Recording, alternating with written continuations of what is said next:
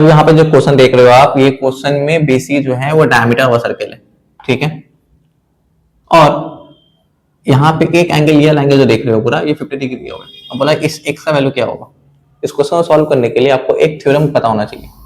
Theorem क्या कहते हैं कि किसी भी सेगमेंट में, सेगमेंट क्या होता है, जब भी कोई सर्कल को कोई कॉर्ड डिवाइड करता है, ठीक है, कोई कॉर्ड से अगर सर्कल को डिवाइड करेंगे तो सेगमेंट बनता है। ऊपर वाला सेगमेंट होगा मेजर सेगमेंट, नीचे वाला होगा माइनर सेगमेंट। तो angles at the same segment, एक ही सेगमेंट में बनने वाला तमाम एंगल हमेशा इक्वल होता है। अगर ये x है तो ये भी x है।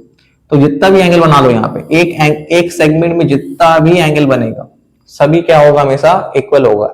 अब इस क्वेश्चन को ध्यान दो, ये सर सेंटर है सर, सेंटर से लेकर सरकमफ्रेंस का दूरी को बोलते हैं रेडियस, तो यहाँ से यहाँ रेडियस हो गया।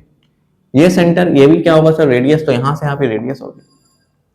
अब इस ट्राइंगल को देखोगे, ये वाला यहाँ से यहाँ तक, ये ट्राइंगल अगर कुछ भी नाम दे दें यहाँ पे, ठीक है, मान लो यहाँ पे ए नाम हो गया, यहाँ पे ओ हो गया, यहाँ पे डी हो गया, तो ओ ए बी, ये जो ट्राइंगल है यहाँ पे ये दोनों साइड इक्वल है, मतलब ये आइसोसेलेस ट्राइंगल बन गया। और आइसोसेलेस ट्राइंगल का प्रॉपर्टी होता है कि उसका दोनों एडजेसेंट एंगल इक्वल होगा। सर ये अगर 50 डिग्री है तो ये भी सर 50 डिग्री होगा, ठीक है।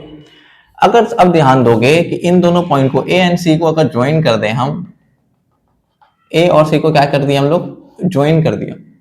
तो जब ए और सी ज्वाइन होगा तो तुम देखोगे एक ही सेगमेंट पे, देखो ए और सी एक सेगमेंट है, एक कॉर्ड का ऐसा काम कर रहा है, ठीक है।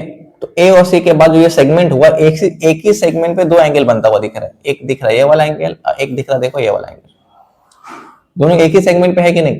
ये मेरा सेगमेंट है, ये मैं कॉर्ड के बाद ऊपर वाला एक सेगमेंट बन गया। एक ही सेगमेंट पे ये वाला भी एंगल है और एक ही सेगमेंट के ये वाला भी एंगल है। तो angle at the same segment क्या होता है, इक्वल। तो ये एंगल कितना हो जाएगा, 50 डिग्री के इक्वल।